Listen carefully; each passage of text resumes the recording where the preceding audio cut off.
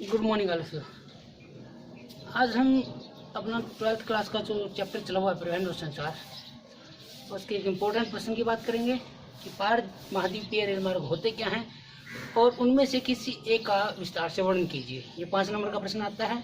अलग से 2 नंबर का प्रश्न भी पूछ लिया जाता है कि पार महाद्वीपीय रेल मार्ग या अंतर महाद्वीपीय रेल मार्ग होते क्या हैं।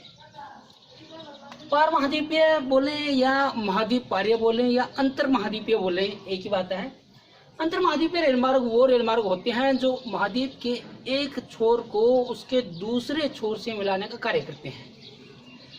इनका जो निर्माण है वो प्रशासनिक, राजनीतिक, आर्थिक उद्देश्यों के लिए किया गया था। सबसे पहले हम बात करेंगे संसार का जो सबसे लंबा रेल मार्ग है, ट्रांस साइबेरियन रेल मार्ग।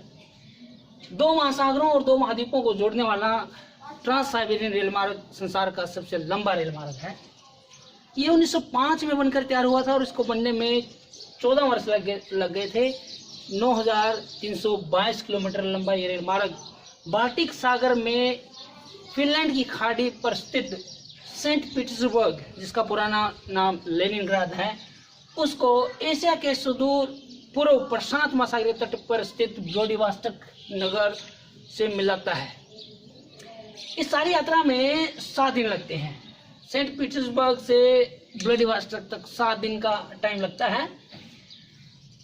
तटों, मैदानों, झीलों, दलदलों, मरुस्थलों, भीड़ों, वनों, पर्वतों, पठारों आदि प्रतिकूल धरातल पर हजारों पुलों और सैकड़ों नदियों को पार करता हुआ यह दोहरा विद्युतीकृत रेल मार्ग दुनिया में इंजीनियरिंग का एक करिश्मा माना जाता है। ब्रिलियंट फीट ऑफ इंजीनियरिंग इसको कहा जाता है।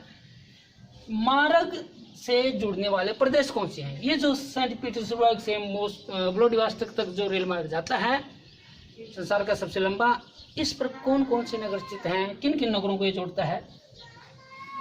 सेंट पीटर्सबर्ग जो है, जैसे पहले भी बताया कि फिनलैंड की जो खाड़ी है बाल्टिक सागर में, उसके एक नगर को सेंट पीटर्सबर्ग को व्लादिवोस्टोक जो प्रशांत महासागरीय तट पर स्थित है उसको जोड़ने का कार्य करता है।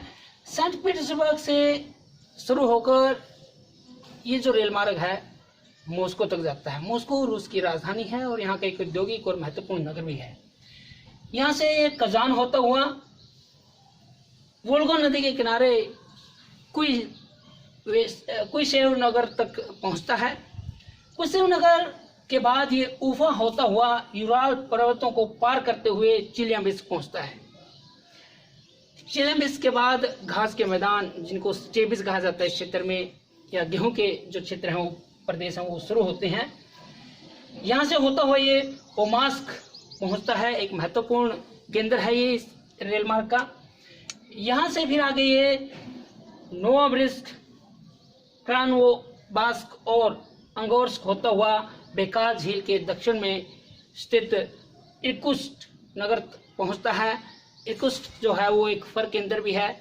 इसके बाद ये बेकाल झील के दक्षिण से होता हुआ बेकाल झील के पूर्व में स्थित चीता नामक नगर पर पहुंचता है। चीता एक कृषि केंद्र है। इसके बाद इस रेल मार्ग की को 2 भागों में बांट दिया गया है। एक भाग जाता है, इसकी एक शाखा जाती है उत्तर की ओर। उत्तर वाली जो शाखा वो खाबरोवस्क होती हुई व्लादिवोस्टोक पहुंचती है। दोनों ही शाखाएं व्लादिवोस्टोक पहुंचती है। उत्तर की शाखा खाबरोवस्क होती हुई व्लादिवोस्टोक पहुंचती है, जबकि दक्षिण की जो शाखा है वो यहाँ रशिया की सीमा समाप्त हो जाती है। मंचूरिया के हार्बिन से होती हुई वो व्लादिवोस्टोक पहुंचती है। तो ये मुख्य नगर हैं, केंद्र हैं जो इस रेल मार्ग पर स्थित हैं। इस रेल मार्ग का महत्व क्या है, भौगोलिक महत्व क्या है, या इसका सिंपल महत्व भी कहें, इंपॉर्टेंस क्या है? पश्चिमी यूरोपीय बाजारों को स्थल मार्गों द्वारा एशिया के पूर्वी और आंतरिक भागों एवं प्रशांत महासागर तटीय क्षेत्रों से जोड़ने का कार्य करता है। ये यहाँ यूरोप स्टार्ट है, तो पश्चिमी यूरोप के जो क्षेत्र हैं उनको रशिया या एशिया के मध्य या तटीय जो क्षेत्र हैं, नगर हैं, उनसे जोड़ने का ये कार्य करता है। इस रेल मार्ग का निर्माण प्रशासनिक और सैनिक आवश्यकताओं को पूरा करने के लिए किया गया था। पहले कभी यूरोप के जो सैनिक हैं वो जापान पर आक्रमण करने के लिए इसी मार्ग का प्रयोग करते थे। इसके बन जाने के बाद इसका व्यापारिक और आर्थिक महत्व ज्यादा बढ़ गया। तीसरा महत्व क्या है, इसके बन जाने से कभी उपेक्षित और अत्यंत पिछड़ा हुआ समझा जाने वाला साइबेरिया जो है आज एक प्राकृतिक संपदाओं का खजाना बन गया है। इसी की देन है इस मार्ग की।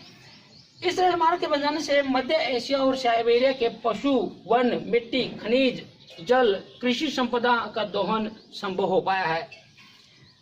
पांचवा इंपॉर्टेंस, इस मार्ग से पूर्व की ओर मशीनरी और औद्योगिक उत्पाद भेजे जाते हैं।